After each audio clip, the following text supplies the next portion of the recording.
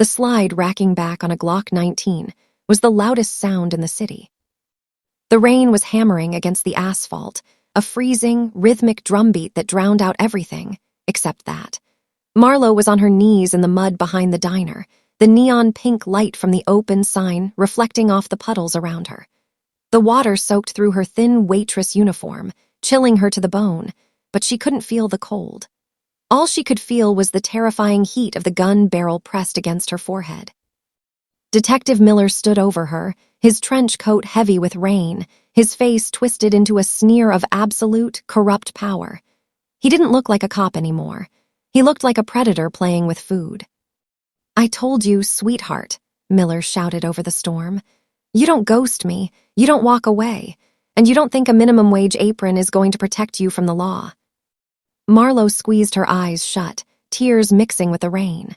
She tried to breathe, but her lungs felt like they were filled with concrete.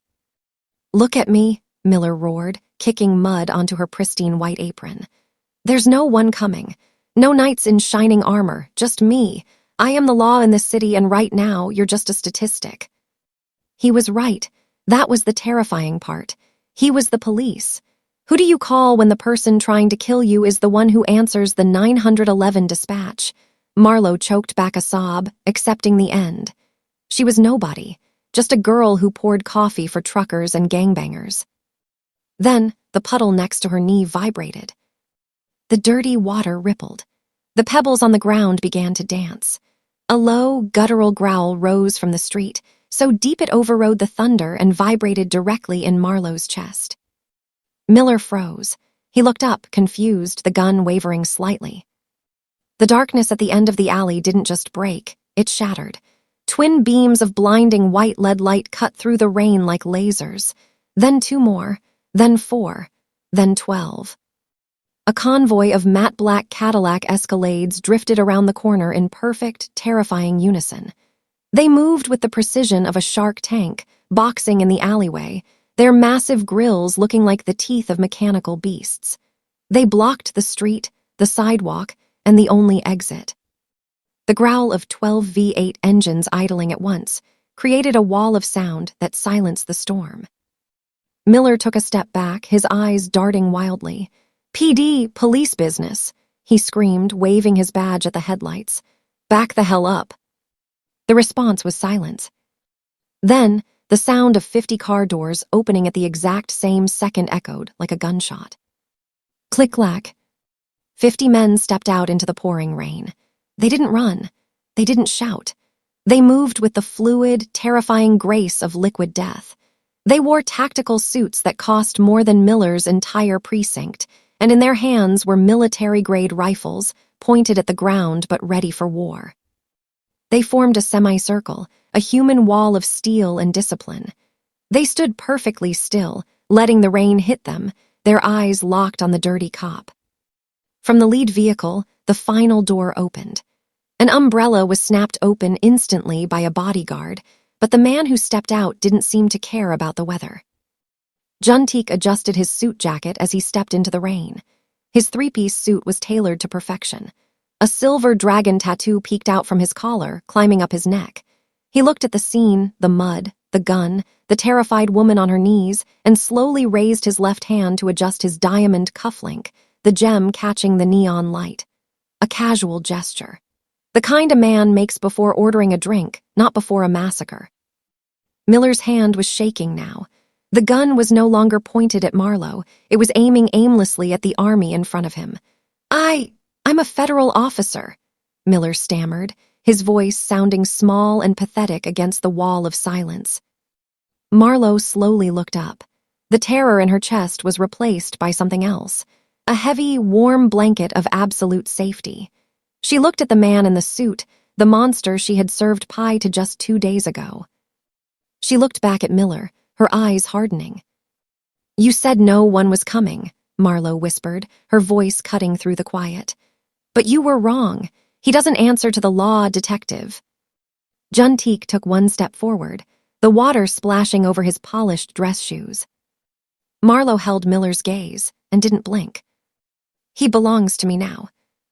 But how does a waitress at a diner end up commanding the loyalty of the city's most dangerous crime lord? And what did she do to make a monster fall in love? To understand why an entire private army was standing in the rain waiting for a waitress's command, we have to go back 48 hours. To a Tuesday night that smelled like grease, stale coffee, and the specific kind of regret that only a Wednesday morning can cure. Marlowe's superpower was invisibility. At 24, she was beautiful, with eyes that held a quiet strength, but to the world, she was just a pair of hands. At Sal's diner, she was the furniture. She refilled coffee for truckers who didn't say thank you, wiped up ketchup spills from screaming toddlers, and took verbal abuse from Sal, her boss, who had just docked her pay for a plate she didn't break. She was exhausted. Her feet throbbed in cheap, worn-out sneakers, and her bank account had exactly $12 in it, which, after tonight, would technically be $11.43 once she bought the off-brand Tylenol her lower back was loudly requesting. She was just trying to survive the night shift without collapsing. Then he walked in. The bell above the door chimed at 11:47, but the reaction in the room was instant silence. The diner, usually loud with the clatter of silverware and the bravado of local gangbangers, went dead quiet. Not the polite quiet of a library. The specific, suffocating quiet of a room full of people collectively deciding not to exist. Juntique didn't belong here. He wore a charcoal three-piece suit that cost more than the building itself. His hair was slicked back, and a geometric tattoo peeked out from his collar, climbing up his neck like a warning label. He walked to the back booth with the grace of a panther entering a cage of hamsters. The gangbangers in the corner booth, usually loud and obnoxious, the kind of men who catcalled anything that moved, suddenly found their shoes very interesting. They knew who he was. They knew looking him in the eye was a death sentence. But Marlowe didn't know. She was too tired to care about local crime politics. She was running on 4 hours of sleep, $11.43, and pure, stubborn spite. She grabbed the pot of coffee and walked straight to the back booth. The tension in the room was thick enough to choke on, but Marlowe just saw a customer. A tired one, actually. She recognized tired. She was fluent in it. "Coffee?" she asked softly. Juntique looked up. His eyes were dark, cold, and empty. He looked like a man who hadn't slept in a week, carrying the weight of 1,000 sins. He nodded once.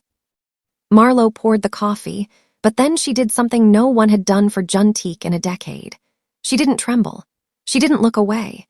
She noticed the exhaustion in his shoulders, the way they sat a millimeter too low, the way his jaw was working like a man chewing on something that had nothing to do with food. She'd seen that look before. She saw it in the mirror every morning. She walked back to the counter, cut a massive slice of cherry pie, and brought it back. She slid it in front of him.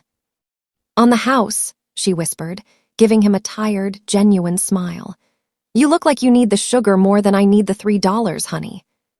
Juntique froze. He stared at the pie. Then he stared at her. Across the diner, a gangbanger who went by the name Loco quietly put his head in his hands, apparently personally offended on Juntique's behalf that this woman was still alive and breathing after calling the most dangerous man in the city honey. But Juntique didn't move. For the first time in his life, someone wasn't looking at him with fear. She was looking at him with kindness, like he was just a man, like he was just tired. He ate the pie in silence. Marlowe went back to work, invisible again. When he stood up to leave 20 minutes later, the diner breathed a collective sigh of relief, so loud it practically had a sound effect. Marlowe went to clear the table. She lifted the napkin and gasped. Underneath the coffee cup was a stack of crisp blue $100 bills. 10 of them. $1,000. Marlowe's heart hammered against her ribs. That was rent. That was food for 3 months. That was absolutely, 100% going to get her killed if she kept it.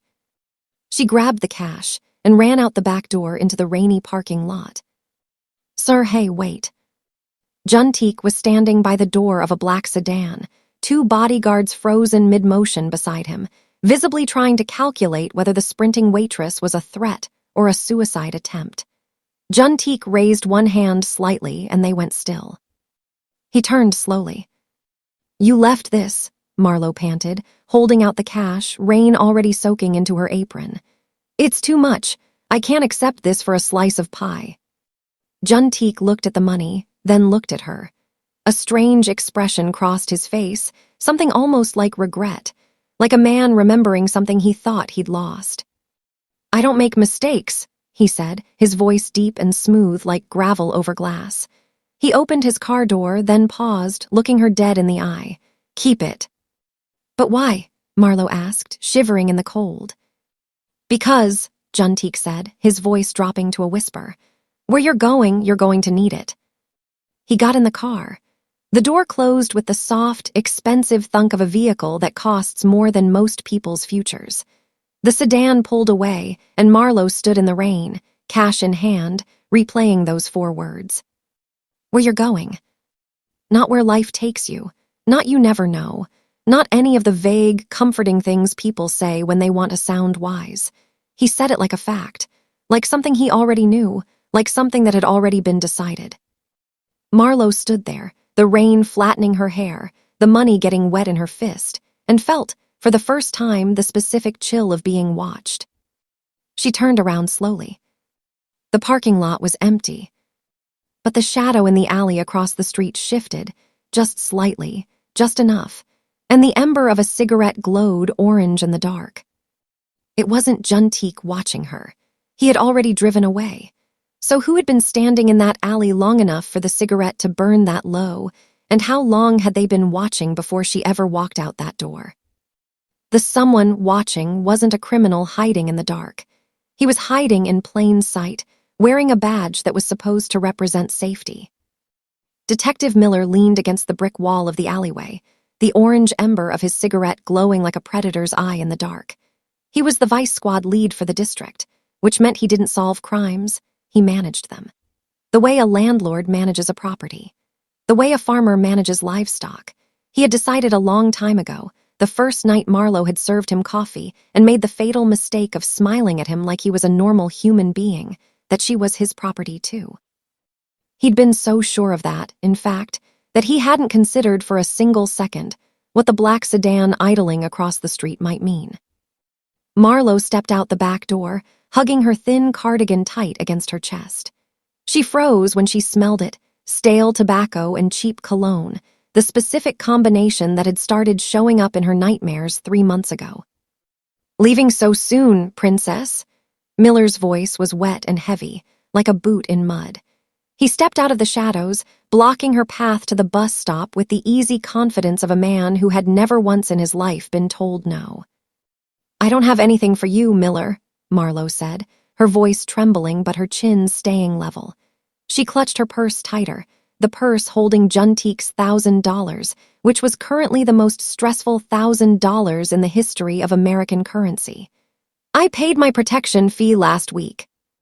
Miller laughed, a dry, hacking sound like a radiator dying. He took a step closer, invading her personal space with the particular ease of a man who considered personal space to be other people's problem. He reached out and ran a finger down the side of her face. Marlowe flinched, backing into the dumpster. "It's not about the money tonight," Miller whispered, boxing her in. "It's about respect. You've been ignoring my texts, Marlowe." He tilted his head like a disappointed teacher. "A girl in your position, alone, vulnerable, you can't afford to be rude to the police." Marlowe's hand scrambled into her pocket. She gripped her phone, her thumb hovering over the emergency dial. It was a reflex, the same reflex every woman has, the one that kicks in before the brain catches up to remind her that it probably won't work, that the system isn't always built for her. Tonight, it definitely wasn't. Miller saw it. Fast as a snake, his hand shot out and clamped around her wrist. He twisted it hard. Marlowe cried out, the phone slipping from her fingers and dropping into a puddle. Crunch. Miller's heavy boot came down on the screen, grinding it into the asphalt.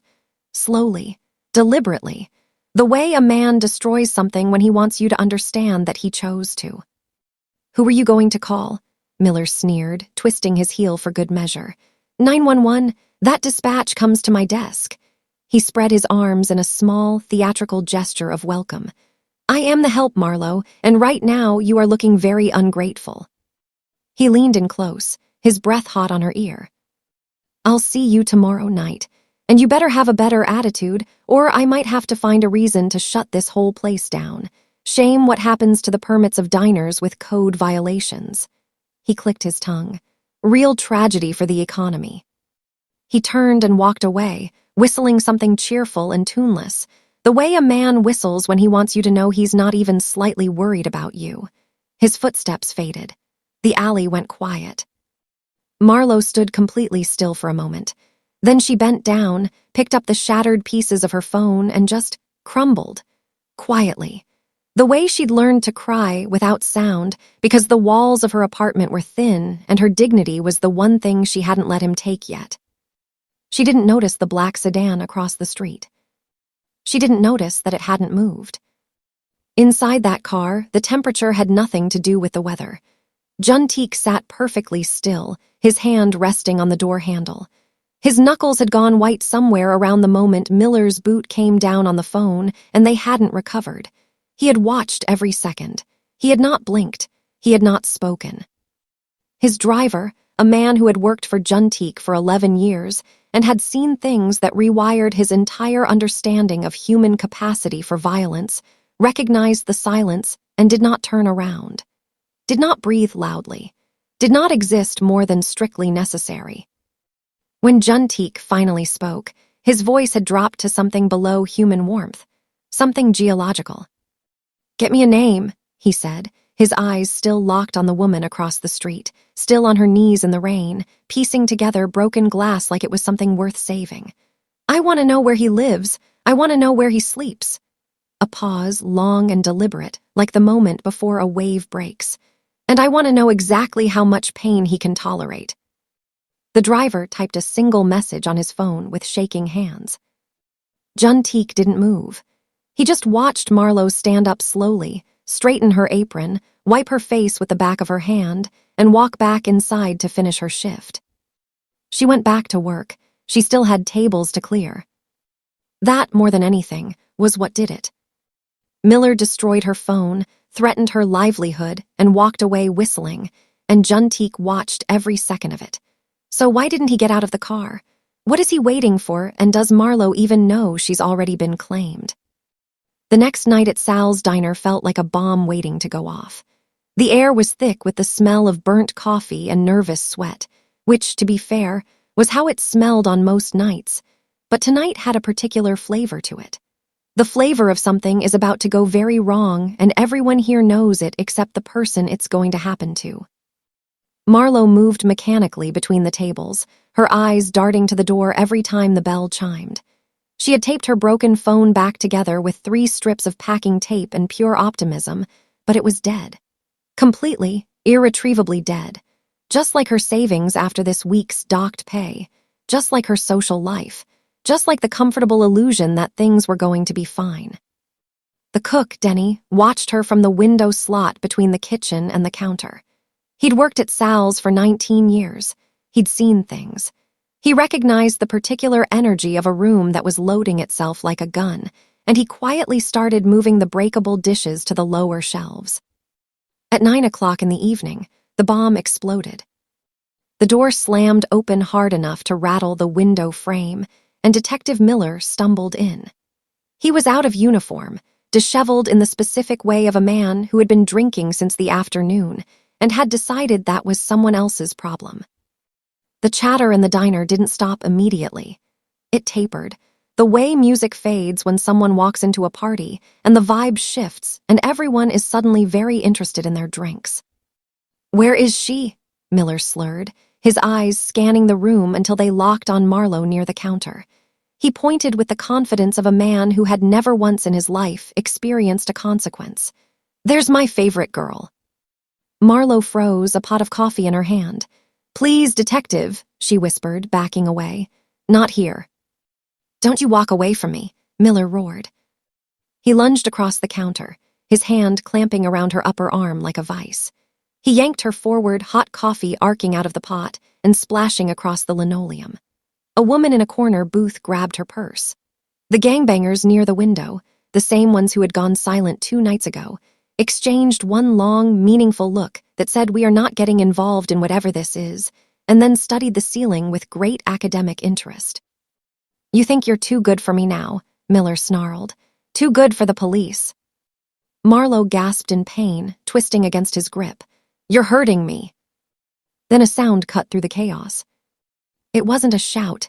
It wasn't a gunshot. It wasn't even a word. It was a single, calm clearing of a throat. Ahem. The sound came from the back booth, quiet enough that it shouldn't have carried. But it did, with the particular weight of a gavel striking wood in a room that had just remembered it was a courtroom. Every head turned. Juntique was already standing. He adjusted his suit jacket and buttoned it with the slow, deliberate precision of a man who had absolutely nowhere to be and absolutely nothing to prove, and was therefore in no hurry whatsoever. He didn't look at Miller. He just began walking toward the counter, his expensive leather shoes making no sound at all on the linoleum, which somehow made it worse. In the corner booth, the gangbanger who had been personally offended 2 nights ago, when Marlowe called this man honey, quietly put down his fork and pushed his plate away. He had lost his appetite. Miller squinted at the man walking toward him. "Who the hell are you? This is official police business. Back off." Juntique didn't stop until he was standing 6 inches from Miller. He looked down, not at the detective's face, not at the badge, but at the hand clamped around Marlowe's arm. He stared at it for exactly 1 second. Then, with a movement almost too fast to track, his hand shot out and found the pressure point on Miller's wrist. He squeezed. Miller yelped, a high, undignified sound that he would spend the rest of his life trying to forget he'd made, and his hand sprang open involuntarily. Marlowe stumbled back, clutching her bruised arm. Juntique still didn't look at her. He reached into his breast pocket and produced a pristine white handkerchief with the unhurried ease of a man retrieving a business card. Then, gently, almost tenderly, he reached out and dusted off the sleeve of Marlowe's uniform where Miller's hand had been. Slowly, thoroughly, the way you clean something that has been touched by something infectious, something that had no business existing in the same room as it. He folded the handkerchief once, dropped it on the floor, and stepped on it. Denny, watching from the kitchen window, silently moved the last of the glass mugs to the bottom shelf. "You," Juntique said, his voice carrying the temperature of a server room, "have contaminated the air in this room." Miller's face cycled through several colors before landing on purple. His hand went to the badge on his belt with the reflexive desperation of a man reaching for a life jacket on a sinking ship. "You listen to me. I am a detective. I am the law in this city." Juntique tilted his head. A smile crossed his face. Not a warm smile, not a polite smile, the particular smile of a man who has just heard something he finds genuinely amusing for the wrong reasons. "The law," Juntique took 1 step forward. Miller took 1 step back. The physics of the room had rearranged themselves. "Detective, you seem confused. The law ends where my shadow begins." Miller stumbled backward, his heel catching on a stool. And then it hit him, the tattoo climbing the neck, the suit that cost more than his car, the eyes that held nothing resembling concern for how any of this ended. The name arrived in his brain like a fire alarm. He knew who this was. He knew what this was. He knew that he had not, in fact, been picking on a girl with no one in her corner.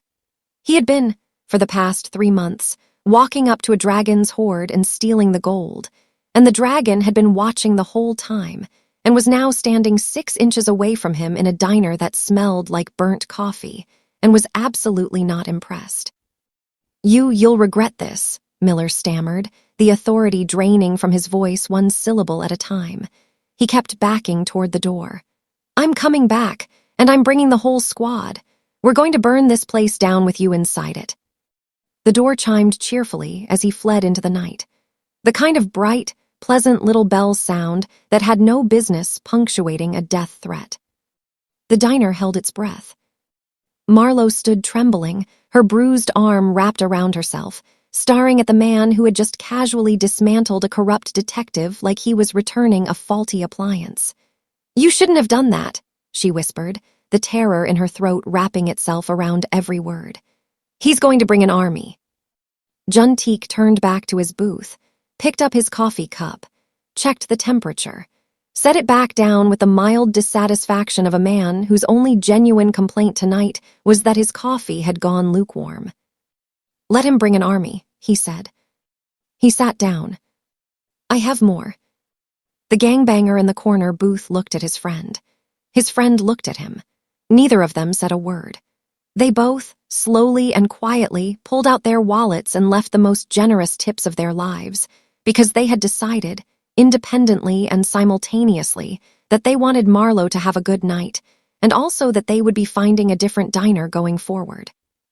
Miller just fled into the night threatening a war, but he has no idea that Juntique's men have already been watching him for 24 hours. What have they found, and is it enough to bury him? Or is it going to make everything worse? Miller didn't come back with badges. He didn't come back with a warrant. He came back with monsters. Which, in hindsight, was a very stupid thing to do. But Miller had never been accused of playing the long game. It was 2 a.m.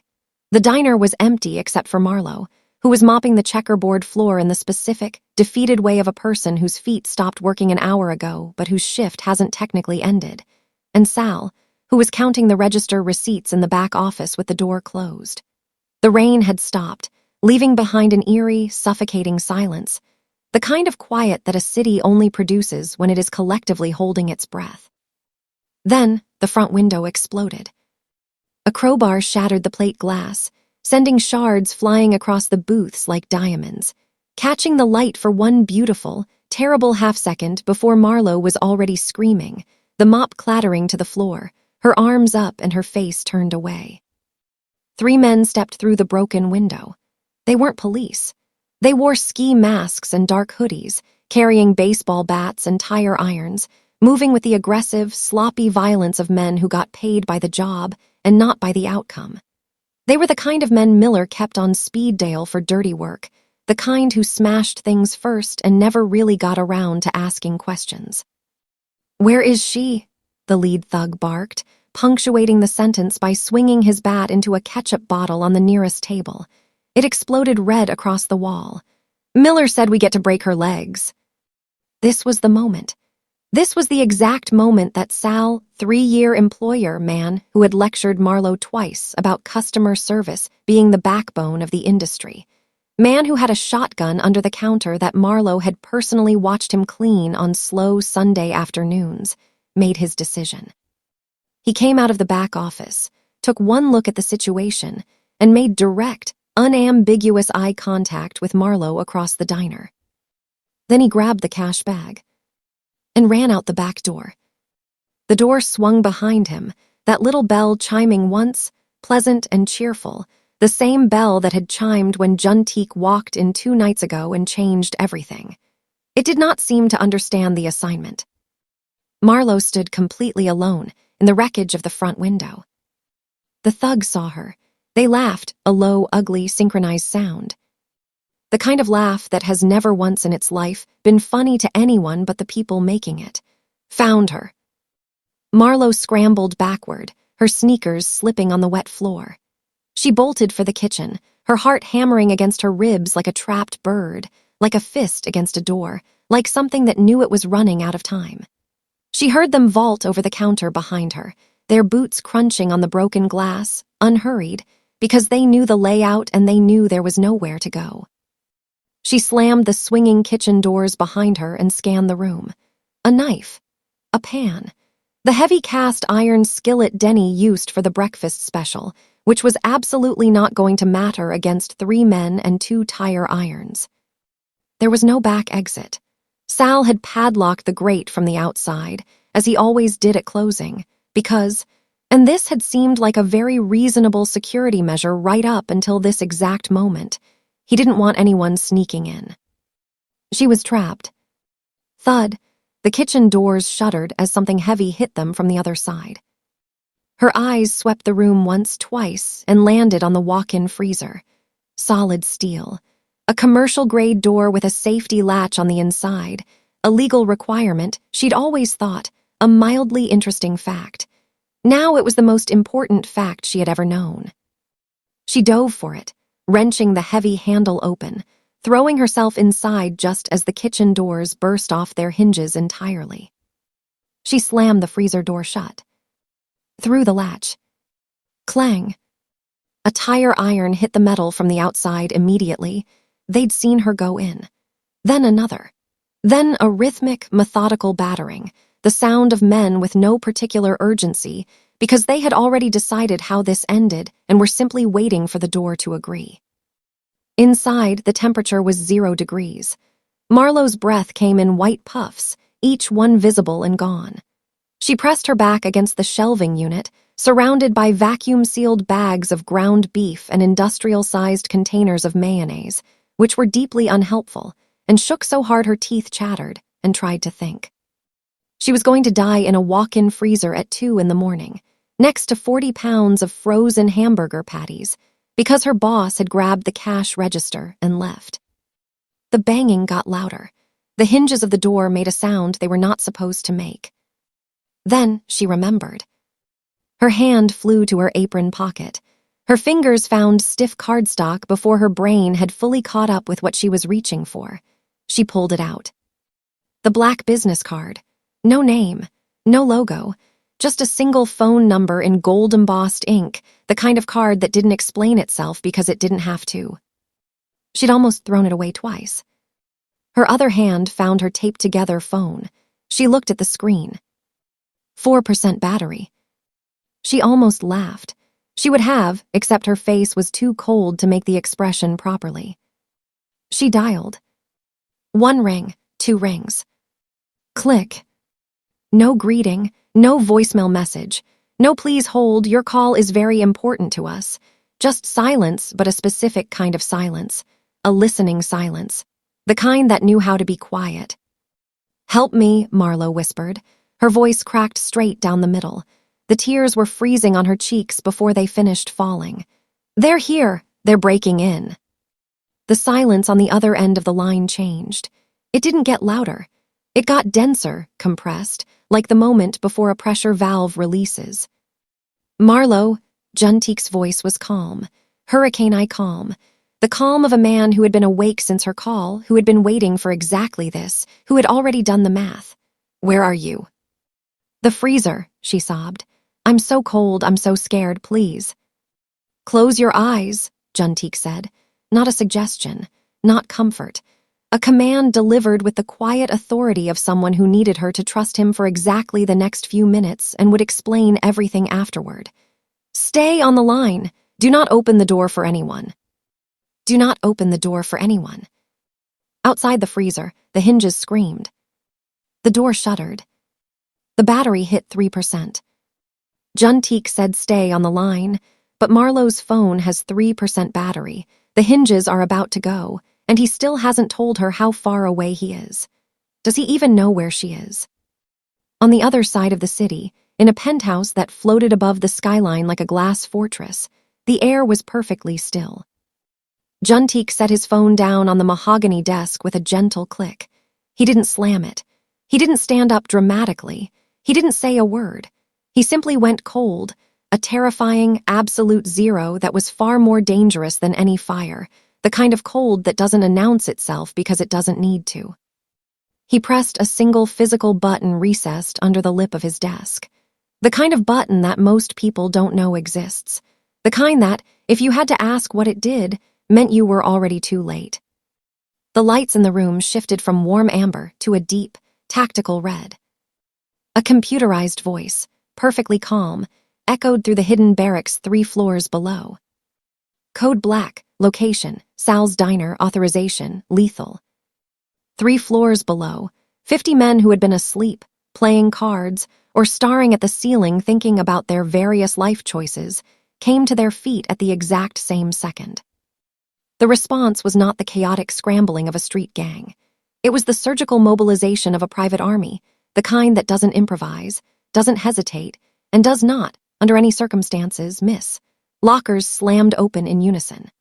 Velcro straps were tightened over Kevlar vests with the practiced efficiency of men who had done this enough times that their hands worked independently of their brains. Magazines were slapped into military-grade assault rifles. Earpieces were inserted. Nobody spoke. The only sounds were the mechanical symphony of violence being assembled, and briefly, one man quietly finishing the last bite of a sandwich he had been eating when the alarm went off, because he was a professional, but he also wasn't an animal. 12 black Cadillac Escalades roared to life simultaneously in the underground garage, their engines echoing off the concrete walls like a pack of very expensive, very angry dragons. Juntique walked through the garage without breaking stride. He didn't wait for the door to be held. He didn't check his watch.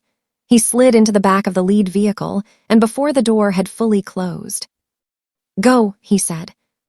Not loudly. He never said anything loudly. He didn't need to. The convoy tore out of the garage, tires catching on the pavement, and ran the first red light without a single vehicle slowing to consider it. They moved as one organism, a snake of black steel uncoiling through the wet city streets, headlights cutting through the rain, traffic parting ahead of them the way traffic parts when something comes at it that clearly does not care about the consequences of the alternative. Inside the lead car, Juntique pulled a tablet from the center console. His fingers moved across the screen with the focused efficiency of a man who learned long ago that panic is just wasted motion. Within seconds, he had bypassed the diner's security firewall, which, to be fair to the diner, took him almost 4 seconds, a new personal record for how bad a security system could be. The grainy black and white feed from the kitchen camera flickered onto the screen. Juntique's grip on the tablet tightened. He saw the 3 men. He saw the crowbars. He saw them working on the freezer door methodically, rotating positions, one battering while 2 rested, with the cheerful industriousness of men being paid by the hour. He could see the hinges beginning to give. He could see the door frame warping around the latch. He could see, through the gap at the bottom of the freezer door, a pair of sneakers pressed against the inside. "Faster," Juntique said. "Sir, we're doing 80, the driver replied, with the tight, controlled voice of a man who wanted very much to point out that this was a city street and not a runway, but who also valued his continued employment. I said faster. The speedometer crossed 90. The convoy didn't scatter, it accelerated as a unit, because these were not men who needed to be told twice, and they were also not men who particularly wanted to be the one who arrived 30 seconds after Juntique needed them to. On the screen, the lead thug stepped back, rolled his neck once like a man preparing for a workout, and took a full running kick at the freezer handle. The metal groaned. The lock shattered. The door swung open, and harsh kitchen light flooded the dark interior. Juntique watched the 3 men lunge forward. He saw a flash of white apron in the corner. He saw Marlowe, pressed as far back as the shelving would allow, her arms up. Her face turned away. He saw the lead thug raise the tire iron above his head. He watched the arc of it begin. Through the tablet's tiny speakers, a scream tore through the silence of the luxury car, raw and unfiltered, the sound of someone who has run entirely out of options. And then the driver heard something he had never heard in 11 years of working for this man. A sound from the backseat, low, barely there, not quite human. He kept his eyes on the road. The convoy was 1 minute out. On the tablet screen, the kitchen camera sparked once, and went to static. Juntique sat completely still in the back seat, the dead screen in his hands, the convoy doing 95 through a red light, and said nothing. He didn't need to. The driver already had his foot all the way down. The feed is dead. The door is open. And Juntique just made a sound his driver has never heard in 11 years. What did the camera see in that last second before it went dark? Find out in part 2. Subscribe and turn on notifications so you don't miss it.